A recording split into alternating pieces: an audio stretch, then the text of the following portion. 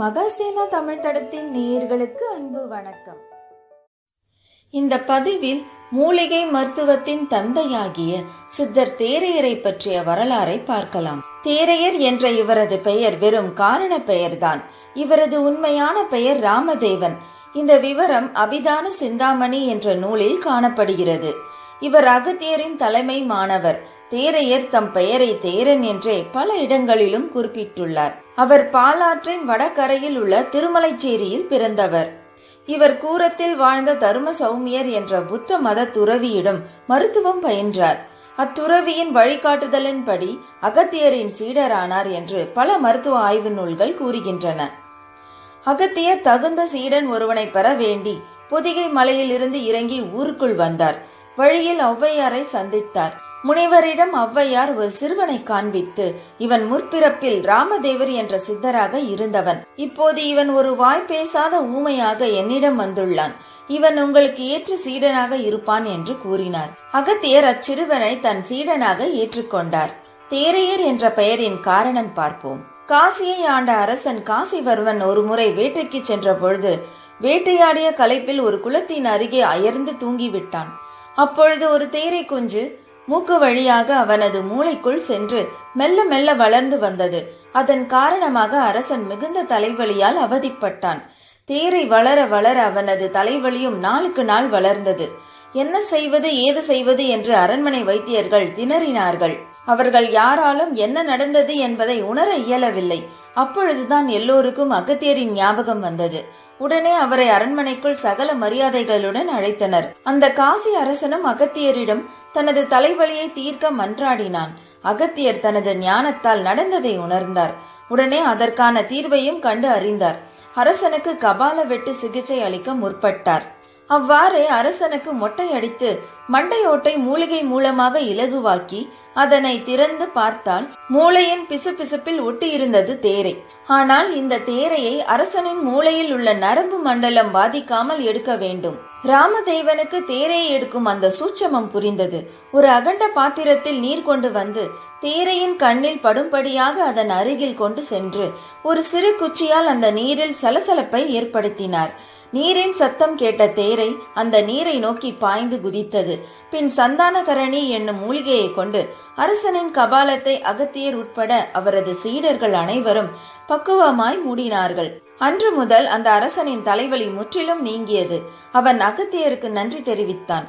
தனது சீடன் ராமதேவனின் அறிவுபூர்வமான செயலை பார்த்த அகத்தியர் அன்று முதல் அவரை தேரையர் என்றே அழைத்தார்.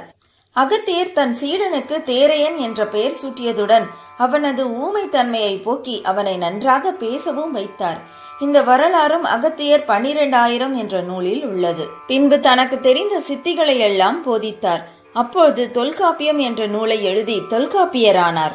நக்கீரருக்கு 10 ஆண்டு காலம் தீராத தலைவலி இருந்ததென்றும் நச்சினார் கிணியரின் அழைப்பிற்கிணங்க அகத்தியரும் தேரையரும் வந்து அவரது நீண்ட கால தலைவலியை நீக்கினார்கள் என்றும் சில மருத்துவ ஆய்வு நூல்களில் கூறப்பட்டுள்ளன. ஒரு பாண்டிய மன்னனின் முதுகு கூணலாய் இருந்தது. அவன் கூணலை நிமிர்க்க தேரனை அடைத்துக் கொண்டு அகத்தியர் சென்றார். மன்னருக்கு தேய்க்க ஒரு பெரிய கொப்பரையில் தைலம் காய்ச்சப்பட்டது. அவசரமாக மன்னன் அழைக்க அகத்தியர் சீடனிடம் கவனமாய் பார்த்துக்கொள் என்று கூறிவிட்டு மன்னனிடம் சென்றார்.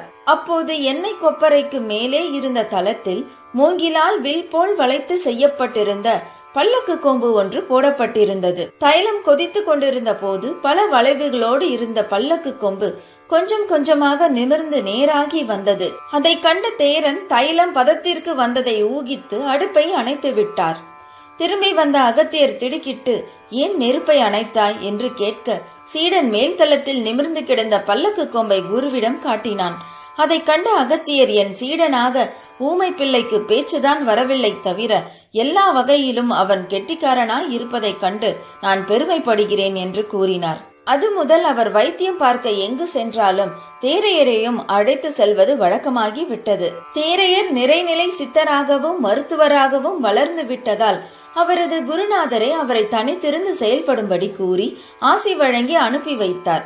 தேரையரும் அகத்தியரை விட்டகன்று நாகலா மலைப்பகுதியில் தவக்குடில் அமைத்துக் கொண்டு மக்களுக்கு மருத்துவ உதவி செய்து கொண்டும் சீடர்களை சித்த நெறியில் வளர்ச்சி பெற வழிகாட்டிக் கொண்டும் வாழ்ந்து வந்தார். அப்போது நாட்டில் ஒரு பெரும் பஞ்சம் ஏற்பட்டது. சிறிது தங்கம் தயாரித்து கொடுத்தால் அதை விற்று நாங்கள் பஞ்சம் போக்கிக் கொள்வோம் என்று மக்கள் வேண்ட தேரையர் மிகப்பெரிய நாகமலையையே தங்கமாக்க முற்பட்டார். அவரது சீடர்கள் அம்மலையை சுற்றி துருதிகளை வைத்து தீ மூட்டி ஊதினார்கள். மலையை சுற்றி உண்டான அதிக வெப்பத்தையும் புகையையும் தாங்க முடியாமல் அம்மலையில் வாழ்ந்த மிருகங்கள் 4 பக்கமும் சிதறி ஓடின. பறவைகள் பறந்தோடின. அந்த மலை மீது தவம் செய்து கொண்டிருந்த ரிஷிகள் அகத்தியரிடம் வந்து, உங்கள் சீடனால் நாங்கள் தவம் புரிய இடமின்றி தவிக்கிறோம் என்று முறையிட்டனர். அதனால் கோபம் கொண்ட அகத்தியர் தேரையரை அழைத்து வரச் செய்து அவரது கால்களை பிடித்து அவர் உடலை 2ஆக கிழித்தெறிந்து விட்டார்.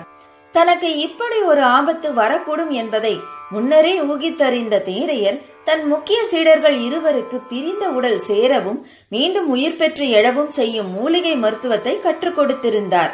அந்த சீடர்களும் அவர் கூறியிருந்தபடி மூலிகை மருத்துவம் செய்து தங்கள் குருவை உயிர் பெற்று எழ செய்து விட்டார்கள். பிழைத்தெழுந்த தேரையர் மீண்டும் குருவின் கண்களில் படாதவாறு தொலைவில் உள்ள ஒரு இருண்ட காட்டில் காட்டு மனிதனை போல் வாழ்ந்து வந்தார். அந்த காலகட்டத்தில் அகத்தியருக்கு பார்வை குறை ஏற்பட்டது. அவரது சீடர்கள் அருகில் உள்ள காட்டில் ஒரு காட்டுவாசி மூலிகைகளை கொண்டு எல்லா வியாதிகளையும் தீர்த்து வருகிறான், அவனை அழைத்து வரலாமா என்று கேட்க அகத்தியரும் அனுமதித்தார். அவன் தேரையன் தானா என்று சோதித்தறிய குருநாதர், நீங்கள் போகும்பொழுது இரவில் புளிய மரத்தடியில் தான் உறங்க வேண்டும் என்று கட்டளையிட்டார். காட்டு வழியில் பல நாள் நடந்து சென்று சீடர்கள் காட்டுவாசியை கண்டுபிடித்தனர். அந்த காட்டுவாசி உடல் எல்லாம் ரோமம் வளர்ந்து கரடி போல காட்சியளித்தான்.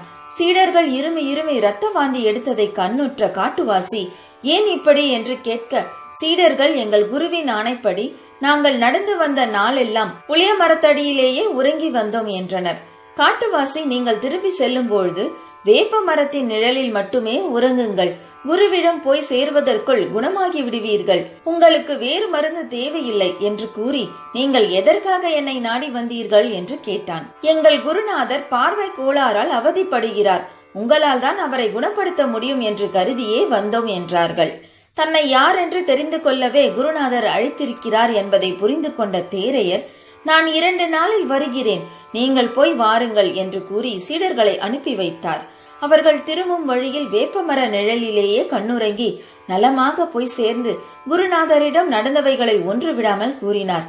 அகத்தியரும் அந்த காட்டுவாசி தேரையர் என்று தெரிந்து கொண்டார். காட்டுவாசி தான் கூறியபடி 2 நாள் கழித்து புறப்பட்டு அகத்தியரிடம் வந்து அவர் கால்களை தொட்டு வணங்கினான். அவர் கண்களில் மருந்து பிழிந்து பார்வை பெறவும் செய்தான். தன்னிடம் வந்துள்ள கரடி மனிதன் தேரையர் தான் என்பதை மேலும் உறுதி செய்து கொள்ள அகத்தியர் அவனிடம், யாராலும் கண்டுபிடிக்க கூட முடியாத கண்வெடிச்சான் மூலிகை எனக்கு வேண்டும், அதை உன்னால் கொண்டு வர முடியுமா என்று கேட்டார்.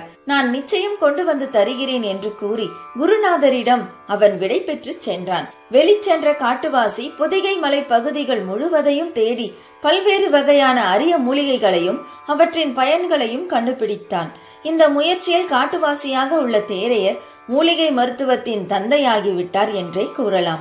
கடைசியில் பொதிகை மலையின் உச்சி பகுதியில் ஒரு மலையில் கண்வெடிச்சான் மூலிகை செடி இருப்பதையும் கண்டுபிடித்தார். அந்த மூலிகையை பறித்தால் அதிலிருந்து வெளிப்படும் நச்சு புகையால் பறித்தவனுடைய கண்களே அவிந்துவிடும் என்பது அவருக்கு நன்றாகவே தெரியும். அதனால் அவர் அங்கேயே ஆழ்ந்த தியானத்தில் அமர்ந்து அன்னை பராசக்தியை வேண்டி, அன்னையே, என் குருநாதர் எனக்கு வைத்துள்ள தேர்வில் நான் வெற்றி பெற நீயே எனக்கு அருள் புரிய வேண்டும் என்று வேண்டினார். சிறிது நேரத்தில், தேரையா, இதோ நீ கேட்ட மூலிகை என்று அசரீரி ஒலித்தது. கண் விழித்து பார்த்த தேரையர் அவர் முன் மூலிகை கொத்து ஒன்று அதன் நச்சுத்தன்மையை வெளிப்படா வண்ணம் பத்திரமாக ஒரு இலையில் சுற்றி வைக்கப்பட்டிருந்தது. நன்றியுடன் அன்னை பராசக்தியை வழிபட்டு விட்டு தேரையர் அந்த மூலிகை சுருளை அகத்தியர் முன் கொண்டு போய் வைத்தார். இந்த குரு சீடர்களிடையே இருந்த ஒளிவு மறைவு இதற்கு மேலும் நீடிக்கவில்லை. அகத்தியர் தேரையரை அன்புடன் கட்டி தழுவி கொண்டு, அன்பு தேரையனே, நான் வைத்த எல்லா சோதனைகளிலும் நீ தேறிவிட்டாய். நீ இப்பொழுது பொதிகை மலையில் நடத்திய ஆராய்ச்சிகள் அனைத்தையும் தொகுத்து ஒரு மூலிகை மருத்துவ ஆய்வு நூல் எழுது.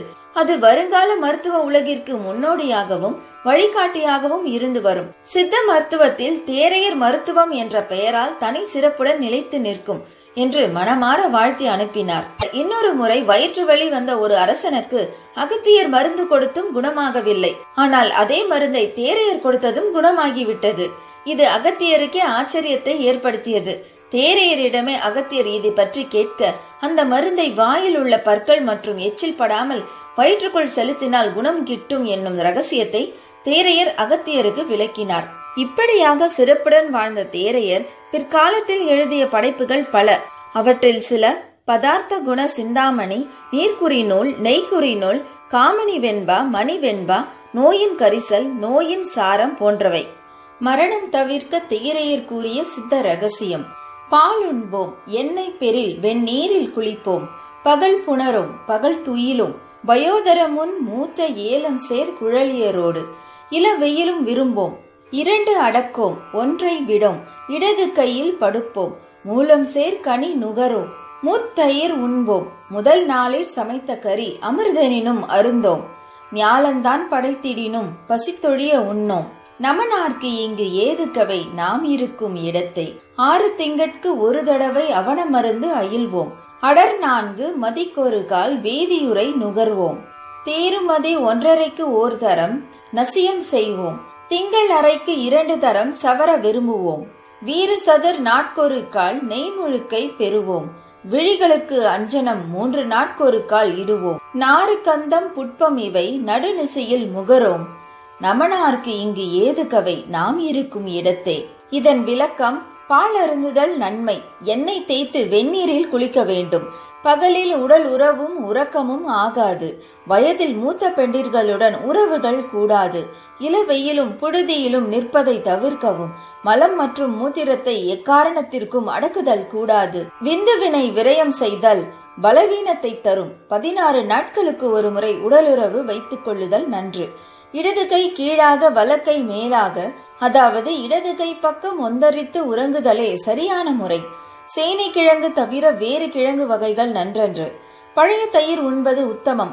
முன்னாளில் சமைத்த உணவுகள் அருந்த தகுதியானது அல்ல. பசிக்காமல் உண்ணுதல் வேண்டாம். 6 மாதத்திற்கு ஒரு முறை வாந்திக்கு வழி செய்யும் மருந்து உண்ண வேண்டும். 4 மாதத்திற்கு ஒரு முறை வேதி மருந்து உண்ண வேண்டும். 1.5 மாதத்திற்கு ஒரு முறை நசிய மருந்து மூக்கிற்கு இடுதல் நல்லது. வாரம் ஒரு முறை சவரம் செய்தல் நல்லது. 4 நாட்களுக்கு ஒரு முறை நெய் தேய்த்து குளித்தல் நன்று. 3 நாட்கொரு முறை கண்ணிற்கு அஞ்சனமை இடுதல் நன்று. வாசனை திரவியம் மற்றும் மலர்களை நடு இரவில் முகர்தல் நன்றன்று. இவை அனைத்தையும் பின்பற்றினால் நமன், அதாவது யமன், மரணம் என்பது அருகில் வராது என்று சித்தர் தேரையர் கூறுகிறார். தேரையரின் சில மருத்துவ குறிப்புகள்: உப்பை இள வெந்நீரில் கரைத்து பருகினால் மலச்சிக்கலை போக்குவதுடன் உடல் வலியையும் நீக்கும் என்கிறார் தேரையர். கற்பூரவள்ளி இலையை முறைப்படி கொடுத்து வர குழந்தைகளுக்கு வருகின்ற இருமல், நெஞ்சில் கபம், உள்நாக்கு அழற்சி, நீர்க்கோவை, மாந்தம் ஆகிய அனைத்தும் ஓடிவிடும். சீதை எனும் மறுபெயர் கொண்ட பொன்னான்கனி கீரையை நாள்தோறும் முறைப்படி உண்டு வர நோய்கள் பல நீங்கும்.